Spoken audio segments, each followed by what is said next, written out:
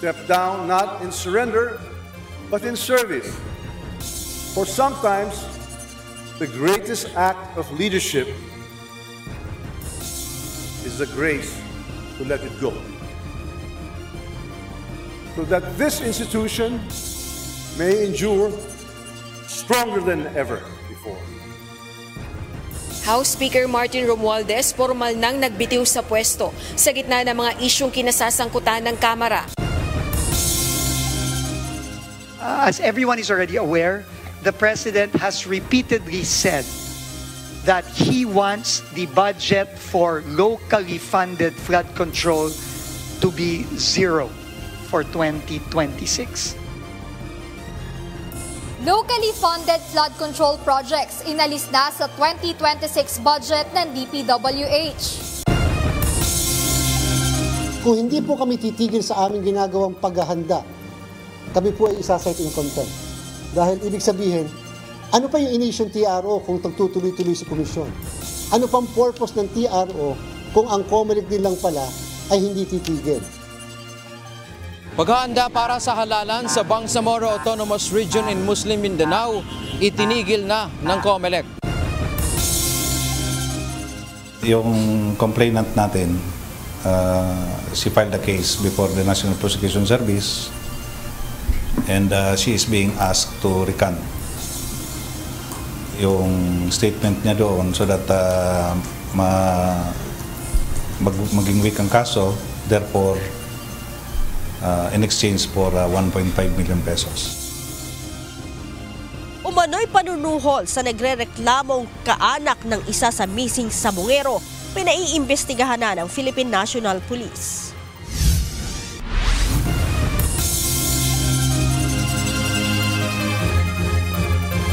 Magandang hapon, Pilipinas at sa buong mundo.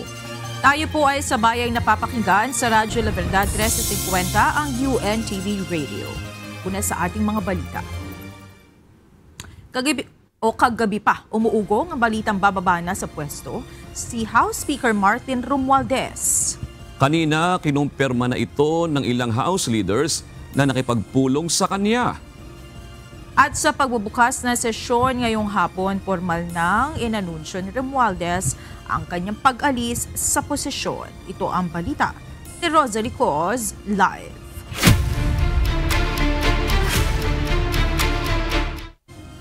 Rosalie, ano ang sinasabing dahilan sa pagbibitiw sa pwesto ni House Speaker Martin Romualdez? Monica, ilang leader dito sa Kamara ang nagsabing ang pagbibitiw sa pwesto ni House Speaker Martin Romualdez ay para isalba ang imahe at reputasyon ng House of Representatives sa gitna ito ng pagkakadawit ng Kamara sa mga kontrobersya sa pambansang budget na nagpondo umano sa mga maanomalyang flood control projects.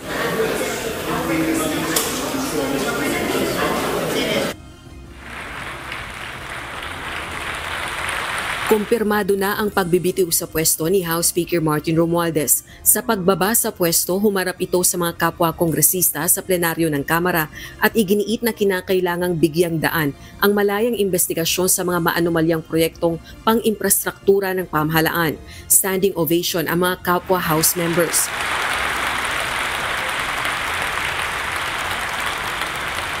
Ang ating mga kababayan ay naghahangad ng linaw at higit sa lahat ng tiwala.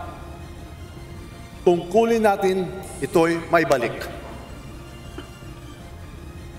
The longer I stay, the heavier that burden grows on me, on this House, and on the President I've always sought to support. I step down not in surrender, but in service. For sometimes, the greatest act of leadership is the grace to let it go. So that this institution may endure stronger than ever before. Bago ito, nagpulong kaninang umaga ang political party leaders kasama sina Speaker Romualdez at ang presidential son na si House Majority Leader Ilocos Norte 1st District Representative Sandro Marcos. Naniniwala naman si House Senior Deputy Majority Leader at Iloilo 3rd District Representative Lawrence Defensor na kinakailangan ng pagbabagong ito sa liderato ng Kamara. The House needs this change. The House needs to rebuild its reputation and regain its integrity. After what has happened to the anomalous budget on the flood control, we have to rebuild the public trust. And what happened with the budget and the implementation of the hundreds of billions of flood control, it is the highest form of plunder in the highest degree. And it's sad that it has affected the membership of the House of Representatives. Sang-ayon din siya sa pagbibitiw sa pwesto ni Speaker Romualdez. Dagdag pa nito, marami pang dapat mag-resign at kailangang may managot. Pero sigurado ako na dapat may managot para makita ng publiko at makita ng mga Pilipino na hindi basta-basta nakakalusot ang mga ganito. Marami na dapat ang nag-resign at tinanggal sa pwesto dahil dito, hindi lang sa gobyerno, kundi mismo sa private sector, sa mga contractor na involved. Tinanong naman si House Deputy Speaker at Antipolo 1st District Representative Ronaldo Ronnie Puno kung si Pangulong Ferdinand Marcos Jr. ba ang nagpababa sa pwesto kay Speaker Romualdez. Itinanggi ito ng mambabatas at sinabing ilang linggo na rin itong pinag-iisipan ng House Leader dahil apektado na ang pamilya nito sa mga kontrobersyang kinasasangkutan ng Kamara. Hindi naman, kasi matagal na namin pinag-uusapan ito mga 3 weeks ago, halos a month ago, lagi niya nang sinasabi yan. In fact, last Saturday, nung gabi, nag-text siya sa akin Actually, hindi ko na nabasa dahil gabi na nakatulog na ako Ang sabi niya doon, it's time for me to step aside. Thank you for your support. Maalam na sa akin, Sabado pa lang So, hindi, matagal niya nang iniisip. At saka alam ko kasi talaga yung pamilya niya, medyo nagsasabi na rin na dapat na siguro tumabi na sila para hindi na sila pinag-uusapan ng ganyan at hindi, baka sana ubo pa yung mga banat sa kanila, parang ganyan. Tawa na rin siya siguro sa pamilya niya kaya na-desisyon yung ganyan siguro. Ayon naman sa Malacanang, kahit pa mag-resign si Speaker Romualdez ay hindi pa rin naman ito lusot sa isinasagawang investigasyon sa anomalya sa flood control projects. Si Speaker Romualdez? Of course, kaya nga yun ang mangyayari kung magre-resign siya at kahit naman hindi siya mag-resign. At kung masasangkot man ang kanyang pangalan at may mapapakitang ebidensya laban sa kanya, mas magandang ito ay kanyang depensahan sa pamamagitan ng mga records na maaari niyang ipakita. Mag-resign, hindi siya mag-resign, maaari pa rin siya maimbestigahan. Si Isabela 6th District Representative Faustino Boji D. III naman ang humalili sa nabakanting pwesto ni Romualdez. Isa siya sa 11 deputy speakers ng Kamara. Nominated ito sa plenaryo ng Kamara at nakakuha ng mayorya ng boto. Kasama rin ang kongresista sa Partido Federal ng Pilipinas na pinamumunuan ni PBBM. Dating alkalde si Congressman D. III ng Kawayan, Isabela. Naging vice governor at gobernador din siya ng probinsya. Ako na ho ang unang magsasabi sa ating mga kababayan. Meron po kaming pagkukulang. Kami po ay nagpapakumbaba sa inyo. Nakikiusap po kami na sana bigyan nyo kami ng pagkakataong ituwid ang mga maling kalakaran at linisin ang aming hanay. Nakikiusap po kami na magbigyan nyo pa kami ng tsansang makuha muli ang inyo pong tiwala. Kung meron pong dapat na managot sa mga umuugong na mga paratang na ito, titiyakin natin na magiging patas ang mga pagdinig. Suportado naman ng ilang kongresista ang bagong luklok na House Leader.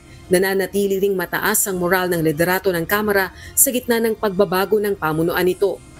You know, to be honest, siguro sa experience naman ni incoming Speaker Boji D, nakita naman natin naging magaling siyang congressman.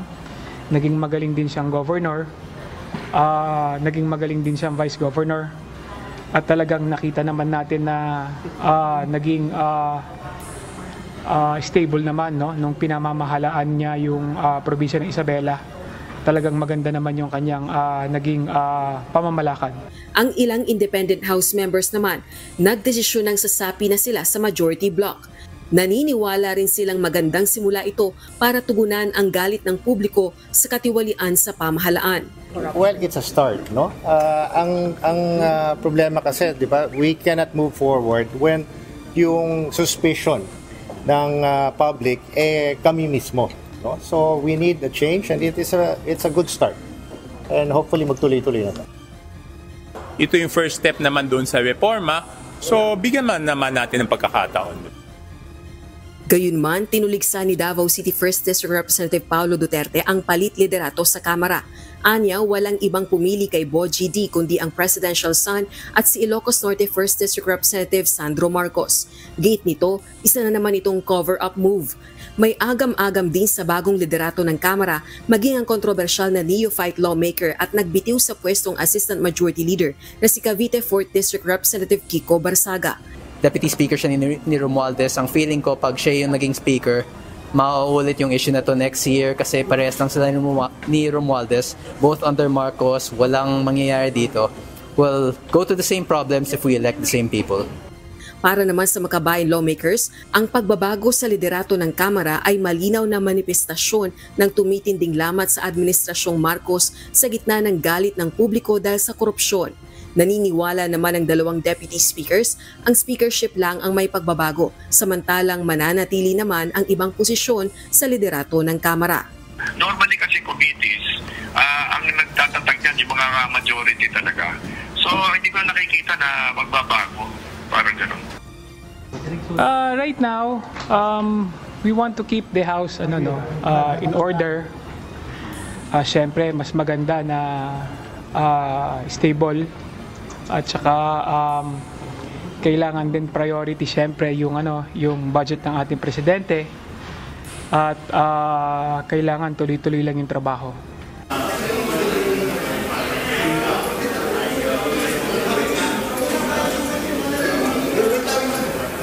Monica, para lang sa kaalaman ng ating mga kasangbahay kung ilan ba yung nakuhang boto ni Isabela 6th District Representative Bogie D. III para makuha ang House Speakership. Out of 317 House members, 253 votes yung nakuha ni Congressman Bogie D. III. Ngayon, sinagot naman ni House Majority Leader at Ilocos Norte 1st District Representative Sandro Marcos yung paratang laban sa kanya ni Davao City 1st District Representative Pulong Duterte na siya umano yung namili ng bagong speaker at cover-up umano itong palit liderato sa Kamara. Pakinggan natin ang pahayag ng presidential son. Naku ma'am, baka style niya yun nung anak siya ng Pangulo. Pero I can assure you that we are consultative with all the party leaders. Pwede mo silang tanungin. We met for plenty of weeks. Kung nagpakita sana si Kong Pulong dito sa trabaho at sa session, baka makikita din niya. But I'm sure he's busy looking for the 51 billion that was spent in his district. Sa ngayon, Monica, bukod sa House Speakership, nananatili yung mga matataas na posisyon dito sa Kamara, katulad ng Deputy Speakers, at ganun din yung mga House Chairmanships, lalo na't nasa gitna ng budget deliberation ang Kamara para sa 2026 proposed national budget. Balik sa iyo, Monica. Maraming salamat, Rosalie Cos, live mula sa House of Representatives. Iginiit ni Presidential son at House Majority Leader at Ilocos Norte 1st District Representative Sandro Marcos na dapat umuwi na ng Pilipinas si Ako Bicol Party List Representative Elizalde Co. Si Congressman Co ang dating House Appropriations Panel Chairperson noong 19th Congress at isa sa iniuugnay sa kontrobersya sa 2025 national budget na nagpondo umano sa maanumalyang flood control projects. Kung hindi anya magpapaliwanag si Co, posible umano itong maharap sa reklamo sa House Ethics Committee. I am going to be the first one to tell you that he should come home and face any and all allegations against him. Will you force him to come home? I don't know if that is something you can do as a body, but again, I think he should come home and face the allegations against him. It's dragging the House in the mud. If not, will that be enough for him to face the Ethics Committee? It might be, yes. I mean, there's a precedent for it when Pong Arnie Teves did the same. Handa naman ang Malacanang na makipagtulungan sa bagong House Speaker na si Isabela Representative Faustino Boji D. III. Sa opisyal na pahayag ng Presidential Communications Office ukol sa pagbabago ng liderato sa Kamara, kinikilala ng Pangulo ang mahalagang papel ng mababang kapulungan lalo na sa panahong hinihingi ng publiko ang malinaw na resulta at tinatawagan ng Kongreso na magsagawa ng aktibong hakbang upang tugunan ang mga alalahanin ng mamamayan. Ginagalang din ng Malacanang ang kalayaan ng kapulungan ng Kongreso at kinikilala ang naging ambag ni dating House Speaker Martin Romualdez. Nakatuon na niya ngayon ang palasyo sa pakipagtulungan sa bagong leader ng Kamara na si Representative Faustino D. III para maisulong ang mga mahalagang panukalang batas. Sinagot ng Malacanang ang panibagong kritisismo ni Vice President Sara Duterte ukol sa investigasyon sa flood control projects. May buwelta rin ang palasyo sa panawagan ng Vice Presidente na magsagawa ng lifestyle check sa mga kongresista. Ito ang balita ni Nel Maribuhok. Ang pag-iimbestiga po ay hindi po kailangang isang araw lang. Hindi po naniniwala ang Pangulo sa isang EJK style, walang imbestigahan, libingan ang hantungan. Hindi dapat madaliin ang investigasyon sa anomalya sa flood control projects. Ito ang iginiit ng Malacanang kasunod ng panibagong batikos ni Vice President Sara Duterte na mabagal umano ang administrasyon sa pag-aksyon sa issue. Ayon sa Vice Presidente, kung nakinig lang sana sa kanya si PBBM noon, hindi nahahantong pa sa ganito ang sitwasyon ng bansa. Ano pa bang komisyon, anong truth commission, anong investigative body pa ang kailangan mo? Nandyan na yung budget, nakikita natin kung paano siya kinuha. Diba dapat nun, diretsyo mo na gawin, tanggalin mo na yung speaker mo, ayusin mo na yung, sabihan mo na yung mga kaalyado mo sa House of Representatives, ayusin niyo yung budget. Masyado siyang, hindi niya alam kung anong gagawin at masyado siyang mabagal gumalaw. Hindi na nga siya too little too late eh. Nothing na nga siya eh. Nothingness na ang ginagawa ngayon. Sagot naman ni Palace Press Officer Yuse Claire Castro, may nakita po pala tayo ibang talent ng Vice Presidente. Magaling po pala siyang magpatawa kahit hindi siya komedyante. Well, anyway, ang Pangulo umaaksyon, gumagawa, nagtatrabaho. Nakikita po ng taong bayan kung paano po ba ang pagtugon ng Pangulo sa mga hinaing ng kababayan natin, especially tungkol sa maanumalyang flood control projects. buwelta pa ni Yuse Castro, kung may alam na mabilis na paraan umano ang Vice Presidente sa pagsugpo sa korupsyon, ay dapat anya pinayuhan niya noon ang kanyang ama na si dating Pangulong Rodrigo Duterte. Kung meron naman pong sistema ang Vice Presidente kung paano agara masusugpo ang korupsyon na ito, sana po ay hinilig niya na rin po ito at ibinigay sa kanyang ama. Pero bakit hindi kaya? Siguro ito ang dahilan kung bakit hindi rin nasugpo ang korupsyon noong panahon ng nakaraang administrasyon. Dahil umamin mismo ang dating Pangulo na siya mismo ay kurap. Inamin niyang nagnanakaw siya, pero naubos na.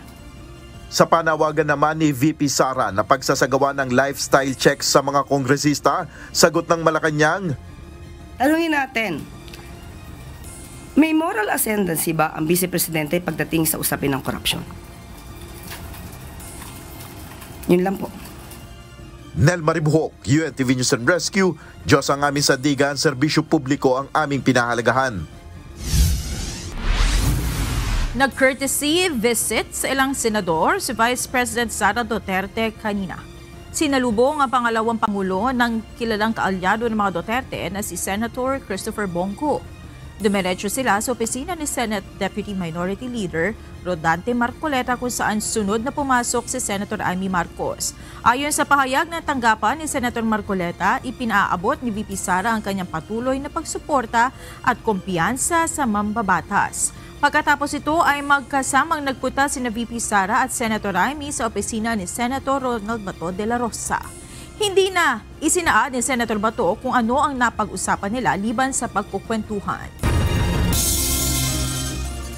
Mga kumpanya umano ng mag-asawang Diskaya ang nakakuha ng kontrata na itinatayong bagong gusali ng National Bureau of Investigation.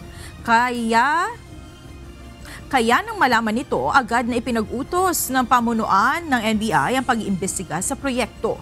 Ayon kay NBI Director Jaime Santiago, hindi sa sinasabi niyang may anomalya dito, kundi nais lamang nilang masiguro na maayos ang naging proseso. Ito ang balita ni Mia Alonso. Nagtanong ako, yung building natin, sinong kontraktor? Ayun, lumabas na 2 kontraktor, both under Diskaya. Iimbestigahan pa nga namin. So, may mga engineers kami, papacheck ko, tama ba yung pagkakalubog. Pinaiimbestigahan na ni National Bureau of Investigation Director Jaime Santiago ang naging proseso ng pagkuha ng kontraktor para sa itinatayong bagong building ng ahensya. Kasunod ito ng pagkakadiskubre niya na ang kumpanyang nakakuha ng kontrata nito ay pag-aari ng mag-asawang Curly at Sara Diskaya.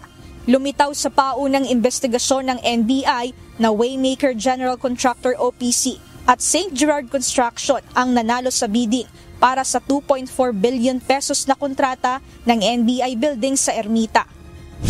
Ayon kay National Bureau of Investigation Director Jaime Santiago, 2023 pa lamang nang pasimulan itong proyekto pero hanggang ngayon pundasyon ng gusali pa lamang ang naitatayo. Ayon kay Director Santiago, hindi niya tahasang sinasabi na nagkaroon ng anomalya sa proyekto, ngunit nais lang nilang makatiyak na dumaan ito sa tama at maayos na proseso. Iimbestigahan namin yung ibang bahay, kami yung bahay namin may problema rin pala. So, I'm not saying na merong kalokohan nangyari. But then, iimbestigahan namin, ano ba ito? Baka hindi magawa yung building namin, baka kulang-kulang yung substandard yung bakal. Nandun kami, lumindol, bumagsak yung building namin. So, we will check that. And we will closely coordinate with Secretary Vince para, paano ba to, sir? Tutuloy ba natin to or what? Bunsod ng isasagawang pagsisiyasat, posibleng madelay palalo ang opening ng building dahil sa isasagawang investigasyon. Samantala, magsusumiti na ang NBI ng pangalan ng ilang DPWH official kasama ng 8 kontraktor na may interlocking board of directorship sa mga naglalabang kumpanya na nagbid sa mga building project ng gobyerno. Ayon kay Director Santiago, lumalabas na iisa ang mga opisyal sa mga naturang kumpanya dahilan para magkaroon ng anomalya sa bidding ng mga flood control project kung saan sila rin umano ang paulit-ulit na nananalo at nakakasungkit na mga kontrata. Isasubmit namin yun sa talagang kinukulate nila, may nagkukulate sa amin, tulong kami ni Deputy Director Pagatpat, and then mag-uusap kami and that will be submitted to the Secretary of Justice. Bulacan, may Maropa, Region 1. Isusumitin na rin nila sa DOJ ang listahan ng mga irerekomendang makakasama sa task force na bubuuin para tumulong sa Independent Commission for Infrastructure. Tiniyak ni Santiago na may integridad ang mga ahente ng NBI na ito at hindi masusuhulan. Nakikipag-ugnayan na rin ang NBI sa Anti-Money Laundering Council upang suriin ang mga bank account ng mga naturang opisyal at kontraktor na sangkot sa maanomalyang flood control projects sa mga lugar na binisita ng Pangulo. Mia Alonso, UNTV News and Rescue. Diyos ang aming sandigan, serbisyo publiko ang aming pinahahalagahan. Re-reviewin ng Department of the Interior and Local Government o DILG ang pulisiya sa mga government-funded travel ng mga local government official kabilang na ang sangguniang kabataan. Kasunod ito ng kontrobersyal na capacity development at international benchmarking sa Thailand na ginawa ng mga miyembro ng sangguniang kabataan ng Maynila. Nauna nang binatikos ang naging activity ng mga SK member dahil galing sa pondo ng taong bayan ang ginastos dito. Ayon kay DILG Secretary John Vic Remulla, nasorpresa siya sa ginawa ng mga SK member na ipinapakita pa ang kanilang good time sa Thailand ng paulit-ulit. Positibo pa rin ang pananaw ng ilang senador sa pagpapalit ng House Speaker. Ayon sa ilang miyembro ng mataas na kapulungan ng Kongreso, umaasa sila na hindi ito makaapekto sa pag-aproba sa ilang mahalagang batas kasama na ang pagpasa sa pambansang budget para sa susunod na taon. Ito ang balita ni Asher Cadapan Jr. Live.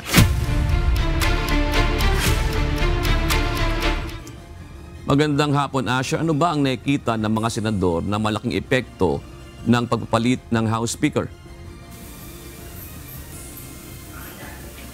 Magandang hapon din, June. Sa gitna ng deliberasyon ng proposed 2026 national budget ay umaasa si Senate Committee on Finance Chairperson Sherwin Gatchalian na pareho lang ang mamumuno sa House Committee on Appropriations para tuloy-tuloy lang din ang kanilang pag-uusap kaugnay nito.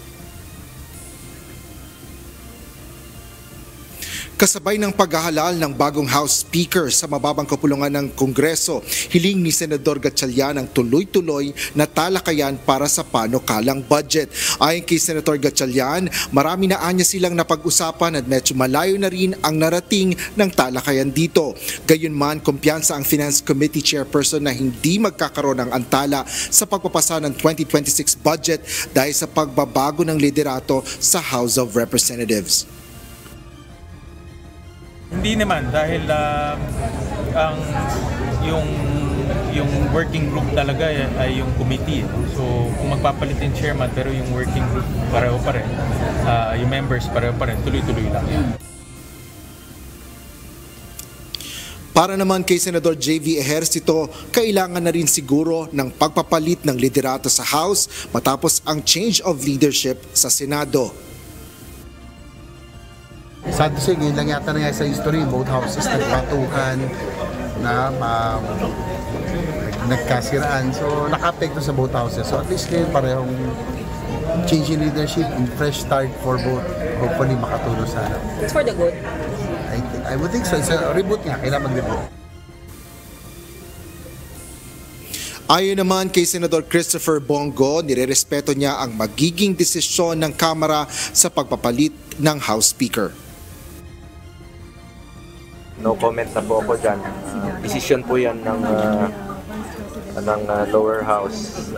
Kami naman po dito, meron din po kami sariling decision sa collegial body. Ayon naman kay Senador Ronald Bato de la Rosa, hindi niya alam kung bakit nag-resign sa House Speakership si late 1st District Representative Martin Romualdez. Nag-resign siya? Yes, sir. Is that a sign of guilt? Bakit siya nag-resign? Ha? Sign of guilt ba yun? About the accusation. About the problema natin sa flood control. Samantala, hindi na nagkomento si Senador Amy Marcos kaugnay sa pagbaba sa House Speaker ni Congressman Romualdez. Ngunit may komento ito sa bagong halal na Speaker na si Isabela 6th District Representative Faustino Boji D. III. Kilala ko si Boji, bata pa kami. Magkasama kami sa Kabataang Barangay. Sobrang bait ng tao, awang-awa sa kanya. Ang hirap ng sitwasyon niya. But do you think he will be a capable leader? Magaling si Boji, kaya lang ang depekto lang niya, sobrang bait. Yun na nga. Marami talagang magpapalusot, maraming magdidemand. Ako, apakahirap ng sitwasyon niya. Arguably the worst job in the world. Inihayag naman ni Senate President Vicente Tito Soto III na noong birthday lunch ni Pangulong Ferdinand Marcos Jr. naririnig niya na kinukonsidera nila si Representative Boji na bilang House Speaker. It's a very good choice for the congressman. It's a very good record. He's been vice mayor, mayor, congressman, governor, vice governor, congressman ulit. And in all those years, no bad record.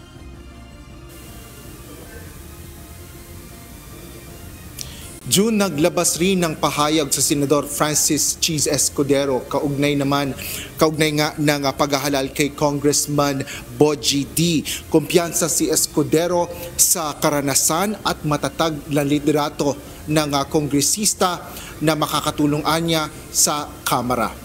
Yan ang latest dito sa Senado. Balik sa iyo, June. Maraming salamat, Asher Cadapan Jr.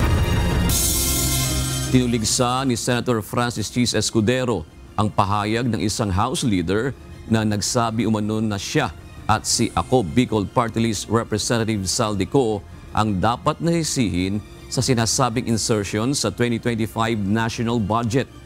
Kaugnay nito, nagbabala si Senator Escudero sa publiko laban sa anyay calculated diversions na nagtatakang iabswelto si House Speaker Martin Romualdez sa kontrobersya ng maanumalyang flood control projects. Sa pahayag ni Escudero, sinabi nitong katawa-tawa ang ginagawa ng ilan at tila ang bilis naman anya na iabswelto ng mga ito si dating Speaker Romualdez at ilaglag si Zaldico. Kinundi na rin ng senador ang anyay paglilihis sa issue at pagtutuon ng sisi sa iba. Ginawa ni Senator Escudero ang pahayag matapos sabihin ni Deputy Speaker at Antipolo Representative Ronald Puno na sa isang panayam kanina na si Escudero at Zaldico ang dapat nahisihin sa kontrobersyal na 2025 budget. Narito naman ang mga balita sa iba't ibang panig ng mundo ihatid ng ating global correspondent na si Jack De Ocampo mula sa Chester, United Kingdom.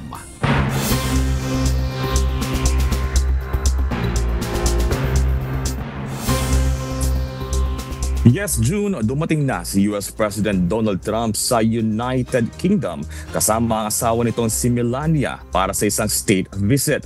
Ang state visit na ito ay sa rekomendasyon ng British government upang mapalakas ang diplomatic, trade at maging ang personal na relasyon ng dalawang leader at kanilang mga bansa. Isang pambihirang pagkakataon para sa US na maimbitihan mismo ni King Charles III ang pangulo nito. Si Trump ang kauna-unahang presidente na nakatanggap ng 2 beses na imbitasyon mula sa leader ng Inglaterra. Ang unang pagkakataon ay mula kay Queen Elizabeth II noong 2019 sa unang termino ni Trump bilang Pangulo ng US. Humihiling ng death penalty ang mga US prosecutors sa kasong murder kay US conservative activist na si Charlie Kirk. Batay sa pinakahuling pagdinig sa korte, iginigiit ng prosekusyon ang kasong aggravated murder laban sa suspect na si Tyler Robinson. Kasama na ang obstruction of justice at witness tampering dahil sa umano'y pagtatangka nitong pigilan ang kanyang roommate na tumistigo sa kaso. Si Kirk ay malapit na kaalyado ni US President Donald Trump. Binaril ito sa isang student event sa Utah University na nag-trigger sa malawakang political unrest sa US. Nananawagan ang Australian government sa mga social media platform na magpatupad ng minimally invasive na paraan ng pag-check sa edad ng mga social media users sa mga kabataan. Ang hakbang na ito ay kasunod ng target ng Australia na maging kauna-unahang bansa sa mundo na nagpatupad ng teen social media ban. Ayon kay Australian E-Safety Commissioner Julie Inman-Grant, hindi required sa mga social media platform sa ngayon ang magsagawa ng blanket age verification. Ayon sa opisyal, posible pa rin makapang-abuso ang mga social media platform sa pamamagitan ng pagpapalabas ng mga advertisement na hindi angkop sa kabataan dahil sa existing na data na mayroon ang mga ito. Nakuha ng bansang China ang ika-10 pwesto sa taunang ranking ng United Nations o listahan ng most innovative na bansa sa mundo. Ito ang kauna-unahang pagkakataon na nakapasok ang China sa top 10 na naungusan ang bansang Germany na siya namang may pinakamalaking ekonomiya sa buong Europa. Ayon sa ulat, naglaan ng malaking resources ang China sa larangan ng research and development, kaya ito umangat ng pwesto sa ranking. Samantala, nanatiling top 1 pa rin ang bansang Switzerland na siyang may hawak ng posisyon ng 14 na taon na simula pa noong 2011. Nasa ikalawa at ikatlong pwesto naman ang Sweden at Estados Unidos. At yan ang mga balita mula sa iba't ibang panig ng mundo. Mula dito sa Chester, United Kingdom, ako si Jack Del Campo. Magandang gabi. Ipinahinto na ng Commission on Elections sa COMELEC ang lahat ng preparasyon kaugnay na Sanay Bangsamoro Parliamentary Elections sa susunod na buwan. Kasunod ng inisyong Temporary Restraining Order o TRO ng Korte Suprema laban sa Bangsamoro Autonomy Act. Nangangamba naman ang Malacanang sa epekto ng TRO ng Korte. Sa ngayon ayon sa COMELEC, hindi pa nila masabi kung may mangyayari pang halalan sa bar. Ito ang balita ni Dante Amento. Ang sabi lang ng Korte Suprema, COMELEC, BTA, huwag niyo munang ipatupad sandali. Pag-aralan lang namin. More or less, ganun po ang ibig sabihin. Naglabas na ng resolusyon ang Commission on Elections na nagpapatigil sa lahat ng paghahanda para sa Bangsamoro Parliamentary Elections na nakatakda sa October 13 ngayong taon. Ayon kay COMELEC Chairperson George Erwin Garcia, ito ay bilang pagsunod sa Temporary Restraining Order o TRO na inilabas ng Korte Suprema kahapon. Pinipigilan ng TRO ang pagpapatupad ng Bangsamoro Autonomy Act No. 77 o BAA 77 para sa redistricting upang maibahagi ang 7 district seats na mula sa Sulu. Paliwanag ng komisyon, masasite in contempt sila kapag hindi nila susundin ang kautusan ng hukuman. Kung hindi po kami titigil sa aming ginagawang paghahanda, kami po ay isasite in contempt. Dahil ibig sabihin, ano pa yung inisyong TRO kung tagtutuloy-tuloy si komisyon? Ano pang purpose ng TRO kung ang COMELEC din lang pala ay hindi titigil? Dagdag pa nito, hindi nila sariling desisyon ang pagpapahinto sa preparasyon para sa halalan. Ngunit obligado silang tumalima sa desisyon ng korte. Mananatiling nakasuspend ang lahat ng ginagawa natin until the TRO is lifted or until the Supreme Court will issue a final ruling do sa case involving the legality, constitutionality of BAA 77. Nangangamba naman ang Malacanang sa posibleng epekto ng TRO laban sa Bangsamoro Autonomy Act No. 77, partikular sa peace process sa BARM. Sa kabila nito, sinigurado ng palasyo na irerespeto ang desisyon ng Korte Suprema. Sa ngayon, hindi pa ganap na naisakatuparan ang lahat ng probisyon ng usapang pangkapayapaan na pinirmahan ng pamahalaan ng Pilipinas at Bangsamoro. Kung pangamba po, opo, meron. Pero susundin pa rin po ng administrasyon kung ano po ang sinasabi ng Supreme Court. Kaugnay nito, hindi pa masabi ng COMELEC kung matutuloy pa o hindi ang halalan sa Bangsamoro ngayong taon. Ang magagawa lang anya ng komisyon ay maghihintay sa pinal na utos ng korte. Dagdag pa ng COMELEC, masyado na rin silang gahol sa panahon sapagkat wala ng isang buwan bago ang nakatakdang halalan. Hanggang sa kasalukuyan, dahil sa pagkakasuspend natin, ay hindi po masasagot ni COMELEC kung mayroong eleksyon sa October 13. Hindi po namin masasagot sapagkat may batas, yes, pero anong ihahalal po namin sa October 13? Ano po ang ating i-hold na eleksyon? Ano po mga position ng pipila pa natin sa October 13? Dahil nga po, pag kami po'y nagtuloy-tuloy, yan po ay hindi pagtalima sa Korte Suprema. Kapag tuluyan ang naipagpaliban ang eleksyon sa taong ito, ang Kongreso na ang may kapangyarihang magtakda ng petsa ng halalan. Ayon naman sa Bangsamoro Parliament, ginagalang nila ang desisyon o TRO ng Supreme Court pero nilinaw ng Parlamento na hindi pa naman pinal ang desisyon ng hukuman kung labag ba sa konstitusyon ang kanilang ipinasang batas. Dante Amento, UNTV, News and Rescue. Diyos ang aming sandigan, serbisyo publiko ang aming pinahahalagahan. Arestado ng mga tauhan ng Philippine National Police Criminal Investigation and Detection Group ang 2 individual na nagtangkang sukulan ng isang complainant sa kaso ng missing sabungero. Ayon kay CIDG Director Police Major General Robert Alexander Morico II. Nagsumbong sa kanila ang complainant dahil sa nararanasang harassment mula sa mga sospek. Ito ang balita ni Leia Ilaga. You know, the complainant is really serious na ipursu yung kaso. But she doesn't want to be harassed also. And her safety is parang threatened. That's the reason kung bakit she asked the help of CIDG. Nagpasaklolo na sa Philippine National Police Criminal Investigation and Detection Group ang isang complainant sa missing Sabongero case dahil sa umano'y panghahara sa kanya ng 4 na individual. Nais umano ng mga ito na bawiin ng complainant ang isinampang kaso laban sa mahigit sa 60 suspect sa pagkawala ng mga Sabongeros. Ayon kay CIDG Director Police Major General Robert Alexander Morico II, sa entrapment operation na isinagawa ng CIDG Region 4 at Rizal Provincial Office, naaktuhan na nag-aabot ang 2 individual ng 1.5 million pesos sa complainant upang iurong ang kaso o bawiin ito ang kanyang affidavit. Yung complainant natin, she filed a case before the National Prosecution Service. And she is being asked to recant yung statement niya doon so that maging weak ang kaso. Therefore, in exchange for 1.5 million pesos. Sinabi pa ni Major General Morico sa 4 na individual, 2 lang ang naaresto ng mga otoridad. The others, other 2 conduit po. And they are practically harassing yung complainant natin, pinupuntahan sa bayan and everything.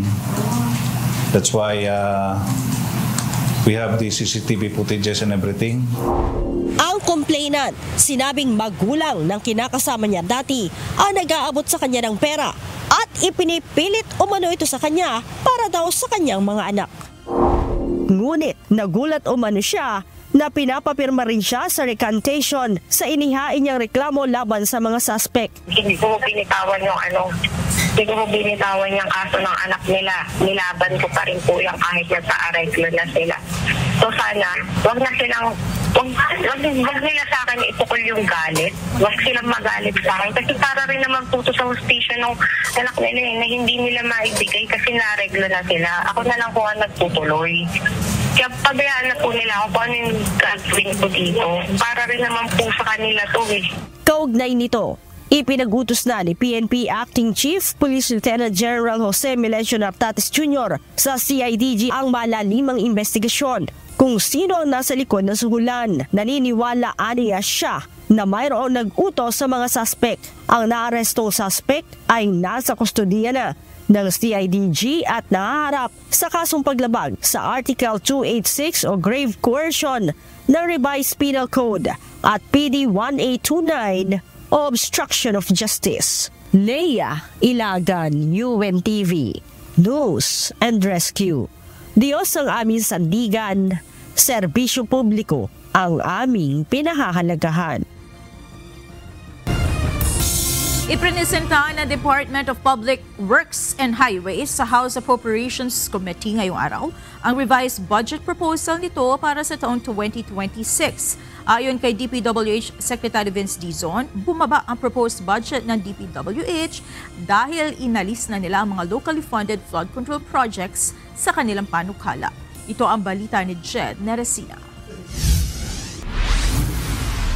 A huge chunk of this, almost the entirety of the cut, came from the 252.5 billion originally allocated for locally funded flood control projects. Nagkakahalaga ng 255.53 billion pesos ang inalis ng Department of Public Works and Highways sa kanilang panukalang budget para sa taong 2026. Mula sa naunang 881.312 billion pesos, naging 625.784 billion pesos na lang ang rekomendasyon ng DPWH na pondo sa Kamara. Ang nasabing halaga ay 28.99% na mas mababa kumpara sa unang proposal o base sa National Expenditure Program o NEP. Ayon kay DPWH Secretary Vince Dizon, alinsunod sa direktiba ni Pangulong Ferdinand Marcos Jr., 252.53 billion pesos sa halagang tinapyas ng ahensya ay para sa locally funded flood control projects. As everyone is already aware,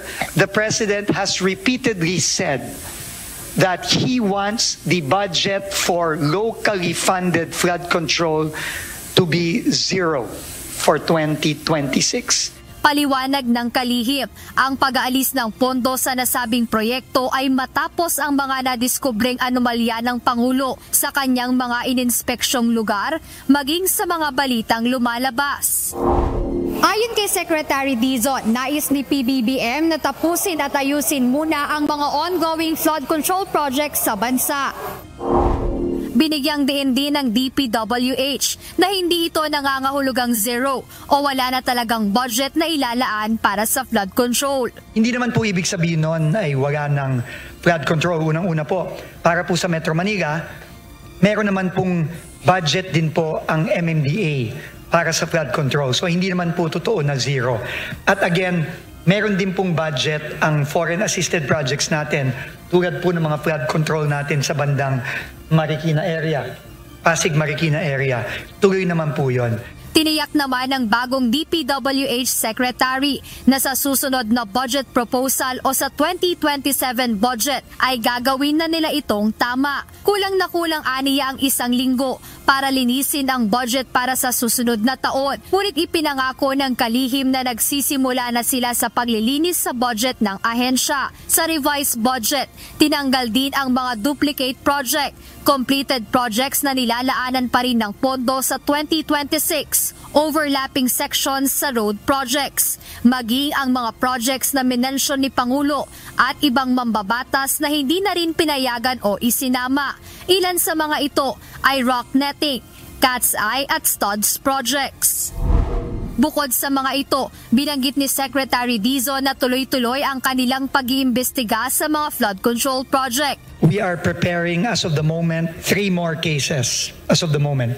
But we are currently in the process of investigating more than 100 projects nationwide.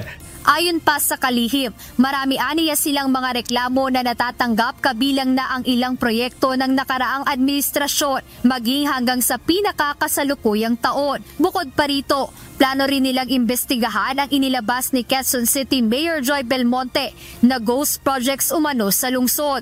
Based on my discussions po with the ICI in the past few days, ang goal po is that tuloy-tuloy po ang pagpa-file and we are targeting po ng at least 1 case every week ang ipa-file. Ngayong naitayo na rin ang Independent Commission for Infrastructure o ICI, makikipagtulungan aniya ang DPWH para sa mga kaso pa nilang isasampa sa mga susunod na linggo. Kaya hindi inaalis ni Secretary Dizon ang posibleng pagdami pa ng kanilang mga iimbestigahan, bukod pa ang mga reklamong isinusumite sa kanila at sa sumbong sa Pangulo website. Jed Neresina, UNTV News and Rescue. Diyos ang aming sandigan, serbisyo publiko ang aming pinahahalagahan. Pinangunahan ni Pangulong Ferdinand Marcos Jr. ang panunumpa ng mga bagong general at flag officers ng Armed Forces of the Philippines ngayong araw. Sa gitna naman ng paglaban ng korupsyon ng administrasyon, may apela ang Pangulo sa mga bagong opisyal ng Sandatahang Lakas ng Pilipinas. Ito ang balita ni Nel Maribuhok. Today is not only a milestone, but a renewed pledge that your loyalty remains with the Constitution and the Filipino people. Always act with integrity, uphold the rule of law, defend our democracy. Manatiling tapat sa mga Pilipino at sa konstitusyon. Ito ang inaasahan ni Pangulong Ferdinand Marcos Jr. sa mga nanumpang bagong promote na general at flag officers ng Armed Forces of the Philippines. Kinilala naman ng Pangulo ang naging sakripisyo ng AFP at tiniyak ang patuloy na suporta ng administrasyon sa kanila. I know the sacrifices you have made in serving this great nation. Rest assured This administration will do the best we can to provide you with the resources and benefits so that you can focus on your duty. Nanawagan naman si Pangulong Marcos sa AFP na patuloy na palakasin ang presensya nito sa mga teritoryo ng bansa. And as your Commander-in-Chief, I call on you to continue to strengthen our presence in the air, on land, and at sea. We must guard the peace we have gained and deepen our ties with partners who also envision a freer, more stable region.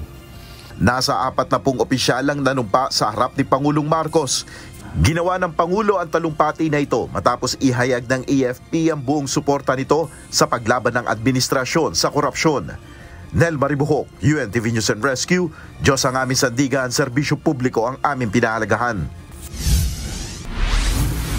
Nagbabala kamakailan si Senador Raffy Tulfo na hindi aaprubahan ang 2026 budget ng Department of Labor and Employment kundi aaksyonan ang mga reklamo sa ahensya.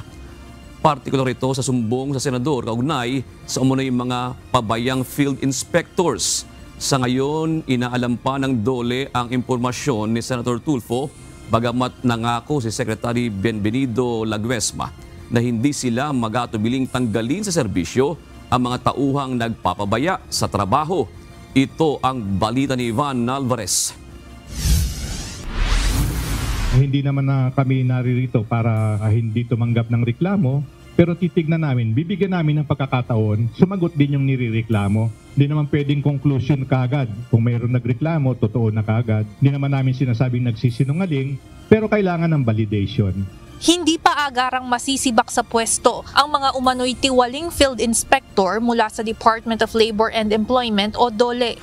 Ito'y kaugnay ng pagsisiwalat ni Senator Raffy Tulfo kamakailan tungkol sa mga sumbong ng mga manggagawa sa manufacturing companies sa Kamanava area. Ayon sa mga nakarating na impormasyon sa Senador, hindi umano tiningnan ng DOLE inspectors ang tunay na kalagayan ng mga trabahante sa mga naturang kumpanya. Hindi naman magreklamo sa akin yung mga magagawa kung hindi sila naapi sila ng kanilang mga employer at naapi pa rin sila ng mga taga-DOLE. Because if DOLE has just been doing their job, hindi na dapat sila magreklamo. Ayon kay DOLE Secretary Laguesma, hindi naman sila magsasawalang kibo pagdating sa mga ganitong reklamo. Ngunit kailangan na rin anyang maging patas pagdating sa mga ganitong issue. Kung meron kaming mga airing na mga empleyado, ang pakiusap din namin siguro, magbigay naman ng din ng pagkakataon na masagot yung reklamo. Samantala, kung mapatunayan namang guilty ang naturang mga inspektor sa isasagawang investigasyon, tiniyak ng kalihim na mayroong nakaabang na mga parusa para sa mga ito. Naibigay na rin ng DOLE ang listahan ng mga pangalan ng field inspector sa Metro Manila na una nang hiningi ni Senator Tulfo. Hindi lamang siguro pagkatanggal sa trabaho, baka mayroon pang perpetual disqualification yun . Titignan po natin yung merito. Pagtitiyak ng Labor Secretary, magiging patas ang ahensya sa pagdisiplina sa kanilang mga tauhan, kasunod ng prinsipyo nito na dinggin ang parehong panig. Giniit rin ito na bahagi ito ng pagpapatibay ng tiwala ng publiko sa DOLE pagdating sa pagpaprioridad sa kapakanan ng lahat ng manggagawa. Evan Alvarez, UNTV News and Rescue. Diyos ang aming sandigan, serbisyo publiko ang aming pinahahalagahan. Naresolba na ng Supreme Court ang issue hinggil sa hidwaan sa liderato ng Partido Demokratiko Lakas ng Bayan o PDP Laban.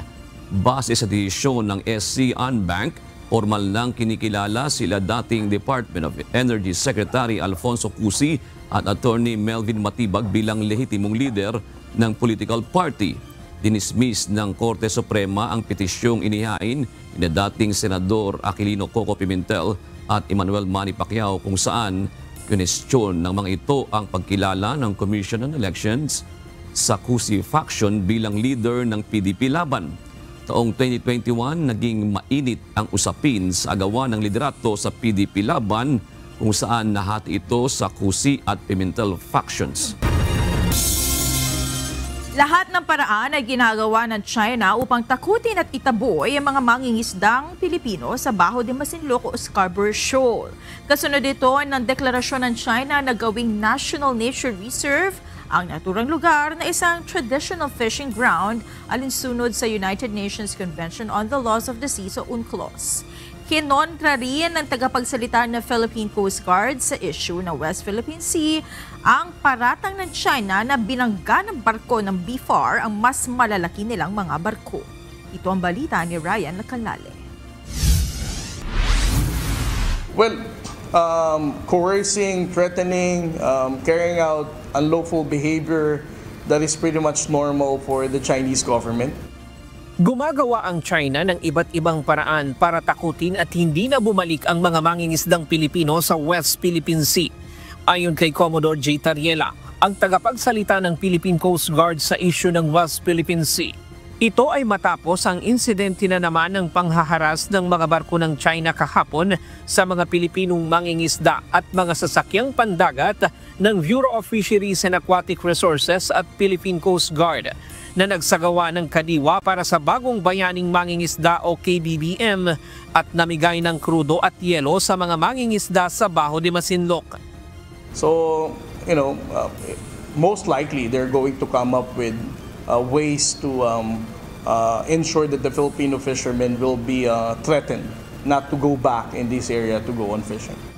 Bago pa man makaranas ng pambubuli ang mga BFAR vessel, una nang hinaras ang mga Pilipinong mangingisda sa lugar gamit ang maliliit na bangka na idineploy mula sa mga Chinese Coast Guard vessel. Binantaan ang mga mangingisda na umalis sa lugar. Pagkatapos ay 2 beses na nagsagawa ng radio broadcast ang People's Liberation Army Navy Vessel 525 na magsasagawa sila ng live fire exercise sa isang partikular na lugar kung saan nandoon ang 2 barko ng PCG at maraming bangka ng mga mangingisda. Kaya lumipat ang mga PCG vessel ng lugar na mas malapit sa Baho de Masinloc. Pinayuhan din nila ang mga mangingisda na umalis sa sinasabing lugar ng pagsasanay. Pero sa monitor ng PCG, walang naganap na live fire exercise. Naniniwala ang PCG na ginamit lamang ng People's Liberation Army Navy ang radio broadcast upang takutin ang malaking bilang ng mga mangingisdang Pilipino doon. No, there was no live fire that was conducted. We would like to think that the radio broadcast of conducting a live fire exercise was just used by the PLA Navy to threaten the large number of Filipino fishing boats who were fishing in that area. Sabi ng PCG, walang pagdadalawang isip ang mga Chinese na iharas ang mga mangingisda. Huminto lamang sila sa pambubuli nang mamonitor ang paparating na mga barko ng Philippine Coast Guard at BFAR vessel. Dito na pinuntirya ang mga BFAR vessel kung saan nagsagawa sila ng dangerous maneuver at binomba ng water cannon ng 3 BFAR vessel. Ang BRP Datu Bombay Piang nagtamo ng mas malaking damage. Nabasag ang mga salamin, nasira ang air conditioning unit, naapektuhan ang internet at radio communication. Isang crew ng BFAR din ang nasugatan dahil sa basag na salamin. Gayunman ipinagpatuloy ang kanilang misyon. Nasa 30,000 litro ng fuel oil ang naipamigay sa 40 bangka ng mga mangingisda at nasa 20 tonelada ng bagong huling isda ang nabili ng BFAR sa mga mangingisda. So, para sa akin, itong mga ganitong ginagawa ng BFAR, the Philippine Coast Guard, is very helpful para mapanatili nating may mga mangingisdang Pilipino na pumupunta sa Baho de Masinloc. At hindi na nila katatakutan or they would even hesitate to go out and fish in this area. Sinagot din ng PCG ang paratang ng China na sinadyang binangga ng mas maliit na sasakyang pandagat ng Pilipinas ang mas malaking barko ng Chinese Coast Guard. Common sense lang naman, no? Wina-water cannon nila sa likod, wina-water cannon nila sa harap. Tapos lilikuan nila ng ganon, talaga namang kung tatama talaga sa kanila. But again, it was not intentional. It was actually their lies once again, hiding their unlawful and bullying activities in Baho de Masinloc. What really happened here is that etong 2 China Coast Guard vessel na humaharas kay Datu Piang ang nag-conduct ng dangerous maneuver na inilabas nila ngayon sa social media, appearing na tayo ang babangga. But still, habang sinasabi nilang tayo ang babangga, binobombahan naman nila ng tubig yung bridge nung BFAR vessel. 9 na Chinese Coast Guard vessel at 4 na Chinese Maritime Militia vessel ang idineploy ng China para pigilan ang supply mission. At may 5 PLA Navy din na namonitor bagamat hindi ito nakialam. 2 PCG vessel at 10 BFAR vessel naman ang kasama sa misyon. Tiniyak naman ng Philippine Coast Guard na patuloy nilang aalalayan ang mga Pilipinong mangingisda sa West Philippine Sea, kasabay ng paghikayat na huwag matakot sa taktika ng China at patuloy lamang na mangisda sa Exclusive Economic Zone ng bansa. Ryan Lacanlale, UNTV News and Rescue. Diyos ang aming sandigan, serbisyo publiko ang aming pinahahalagahan. Naiproklama na ngayong hapon ng Commission on Elections ang Gabriela Women's Party List bilang ika-64 na nanalong party list sa House of Representatives. Tumalo sa proclamation ng first nominee nito na si dating Kabataan Party List Representative Sara Ilago. Ang Gabriela ang sumunod sa pinakahuling naiproklama noong nakaraang midterm elections. Ang sabi nga po natin, ang determination ng Commission dapat po 64 at hindi 63 ang miyembro ng Congress. Nagsimula nang mag-commute ang matataas na opisyal ng Land Transportation Office o LTO. Ibinahagi ng ahensya kanina ang larawan kung saan makikitang sumakay ng pampublikong transportasyon sina LTO Chief Assistant Secretary Vigor Mendoza II, gayon din si Executive Director Greg Pua Jr. Naranasan ng dalawa na mag-jeep, modern jeep at tren. Ang pagsakay nila sa public transportation ay alinsunod sa memorandum ng Department of Transportation noong Lunes kung saan inatasan ang mga opisyal ng ahensya na mag-commute ng 1 beses isang linggo upang maranasan nila ang sitwasyon ng mga karaniwang commuter.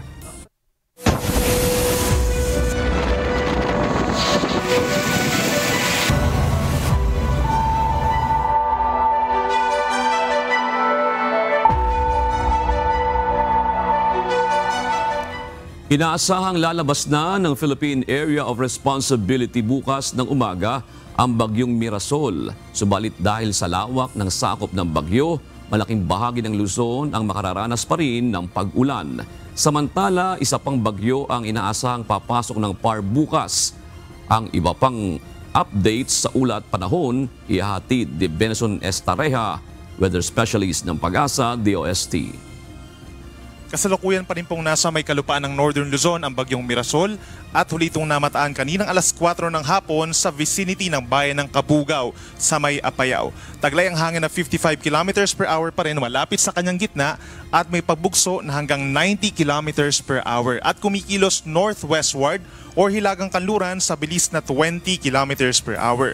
Yung Northern and Central Luzon base sa ating latest satellite animation ay direktang apektado na po ng malalakas na hangin at ulan dulot ng bagyong Mirasol. Habang dito naman po sa may Southern Luzon, kabilang ang Metro Manila, maging dito rin sa western sections ng Visayas and Mindanao, merong southwest monsoon or hanging habagat na unti-unting pinalalakas ng bagyo. So asahan po ang makulimlim pa rin na panahon simula ngayong hapon hanggang bukas ng madaling araw sa Metro Manila, Calabarzon, Bicol Region, Mimaropa, maging dito rin po sa Western Visayas, pababa ng Negros Island Region and Zamboanga Peninsula. Habang dito naman po sa may Northern and Central Luzon, patuloy pa rin po ang generally moderate to heavy with at times intense rains and mga thunderstorms. Mag-ingat pa rin sa banta ng mga pagbaha at pagguho ng lupa. Base po sa pinakahuling track ng Pag-asa, inaasahang mga ilang oras pa po ay lalabas na dito sa may parting Ilocos Norte, yung coastal waters po ng Ilocos Region, ang bagyong Mirasol. At inaasahan naman mamayang gabi hanggang bukas ng umaga ay babagtasin po ng bagyo ang Luzon Strait. Nandiyan yung chance na maging isang tropical storm na or unti-unting lalakas na itong si bagyong Mirasol at lalabas naman ng ating Philippine Area of Responsibility ang bagyo bukas ng umaga papunta po dito sa may Southern China. Kaninang alas 3:20 ng umaga, naglandfall po ang bagyo dito sa may kasiguran ng Aurora. Afterwards, binagtas ang Northern Aurora at malaking bahagi ng Northern Luzon. Kung mapapansin din natin, meron tayong lawak or radius na around 200 kilometers po. Layo nung sentro, papunta dun sa outer part ng bagyo. So kahit sabihin po natin na mamayang gabi ay nandito sa coastal waters ng Ilocos Norte ang bagyong Mirasol, affected pa rin po ng malakas na hangin at ulan ang ilang bahagi po ng Ilocos Region, northern portion ng Cordillera at Cagayan Province. So make sure pa rin po na updated tayo sa ating mga bulletins plus advisories and heavy rainfall warnings. Sa ngayon po nakataas pa rin ang tropical cyclone wind signal number 1 sa 14 na lugar, kabilang na dyan ang Batanes, Cagayan, kabilang na ang Babuyan Islands, northern and western portions of Isabela, maging sa may northwestern portion of Quirino at northern portion of Nueva Vizcaya. Signal number 1 din sa Apayao, Abra, Kalinga, Mountain Province, Ifugao at northern portion of Benguet, habang signal number 1 din sa Ilocos Norte, Ilocos Sur at northern portion of La Union. So sa mga susunod na oras, asahan pa rin po ang mga pagbugso ng hangin dulot ng bagyong Mirasol. So ilang lugar na sa ibabang bahagi po ng Northern Luzon, tinanggal na po natin yung wind signals, at sa mga susunod pa ng mga bulletins po natin, kada 3 oras, posibleng mas mabawasan pa yung mga lugar na magkakaroon ng babala sa hangin. Pagdating naman sa mga pag-ulan, asahan pa rin po yung pinakamaraming ulan hanggang 200 mm sa susunod po na 12 oras dito po sa Cagayan Province, kabilang na ang Babuyan Islands. Ibig sabihin po, around 200 liters na tubig ulan ang ibubuhos po sa susunod na 12 oras per square meter. So mag-ingat pa rin sa banta ng mga pagbaha at pagguho ng lupa at yung mga malapit din po sa kailugan. Samantala, posible naman ng 50 to 100 mm sa dami ng ulan dito sa mga probinsya kagaya ng Isabela, Apayao, Kalinga, Abra, bababa ng Benguet at maging dito rin po sa Ilocos Norte, Ilocos Sur at La Union. Equivalent naman yan sa 50 to 100 liters ng tubig ulan per square meters sa inyong lugar. Kaya meron din tsansa ng mga pagbaha sa mga low-lying areas at tsansa din po ng pagguho ng lupa or landslide sa mga bulubundukin na lugar. At bukod dito kay Bagyong Mirasol, meron pa po tayong minomonitor na isang bagyo na nabuo kaninang umaga. Ito po ay tropical depression malapit na sa ating Philippine boundary sa may silangan ng Southern Luzon, around 1,245 kilometers as of 3 in the afternoon. May taglay ito na hangin na 45 kilometers per hour malapit sa gitna, so bahagyang mas mahina compare dito kay Bagyong Mirasol, at may pabugso hanggang 55 kilometers per hour. At kumikilos naman west-northwest sa bilis na 25 kilometers per hour. Base po sa ating latest satellite animation, kung mapapansin po natin, wala naman direktang epekto pa ang nasabing bagyo sa alinmang panig ng ating bansa at hindi rin po nito pinalalakas sa ngayon ang southwest monsoon. At base naman po sa pinakahuling track ng Pag-asa kaninang umaga, inaasahan na kikilos pahilagang kanluran or northwest ang bagyo. Simula po bukas, the moment na pumasok ito ng ating PAR, papangalanan natin siyang Nando o yung magiging pang-4 na bagyo. At simula po nga bukas hanggang sa Sabado, northwestward ang pagkilos ito dito sa may Philippine Sea.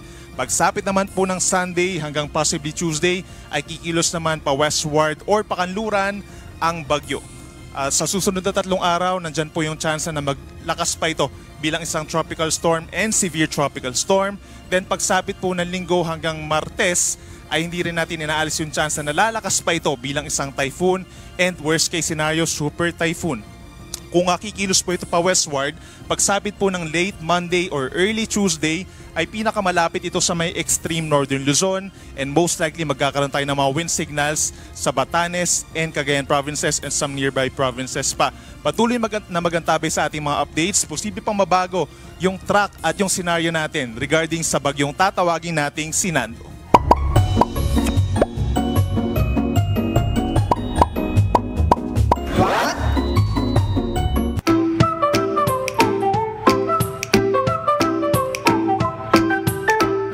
Alam niyo po ba, marami sa ating mga Pinoy ang nagiging acidic. Hindi lang dahil sa stress kundi dahil sa kinakain natin araw-araw.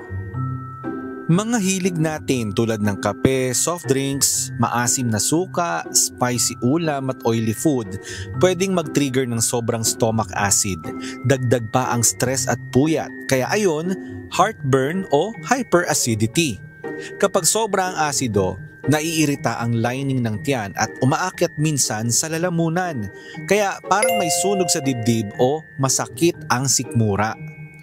Pero pwede naman iwasan. Uminom ng tubig kaysa soft drinks. Bawasan ng oily at maanghang na pagkain. Huwag kumain tapos higa agad. O kaya practice stress management at tamang tulog. Hindi ibig sabihin bawal lahat ng masarap. Ang sikreto, balance at moderation. Kasi kapag lagi kang acidic, delikado rin. Pwede itong mag-lead sa ulcers o GERD. Kaya po, kung lagi tayong acidic, tandaan, hindi lang po stress ang dahilan yan. Nasa kinakain din natin. Tandaan, health starts in the gut. Sana po may natutuhan kayo at laging tatandaan, mapalad po ang tao na nakakasumpo ng karunungan at ang tao na nagtatamo ng kaunawaan.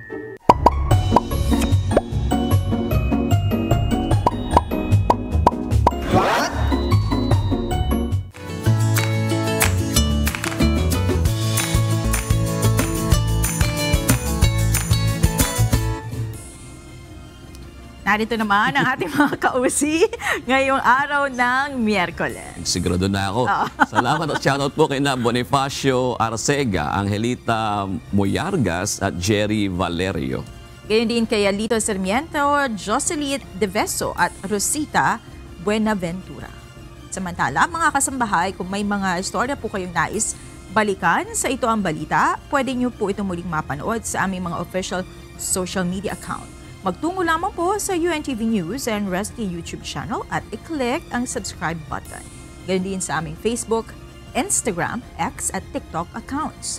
Mapapanood nyo rin po dito ang iba pang news programs ng UNTV, pati na ang iba pang video ng nag-iisang public service channel. Kaya subscribe, like, and share.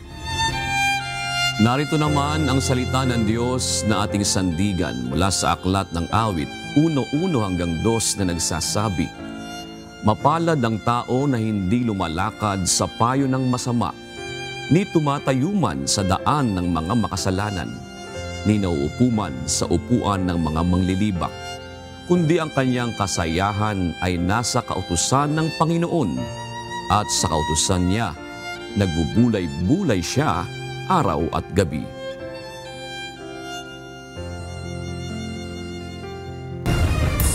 At yan ang naging kabuuan ng ating balitaan ngayong gabi. Aming inilahad ng buong katapatan kung paano namin nasaksihan.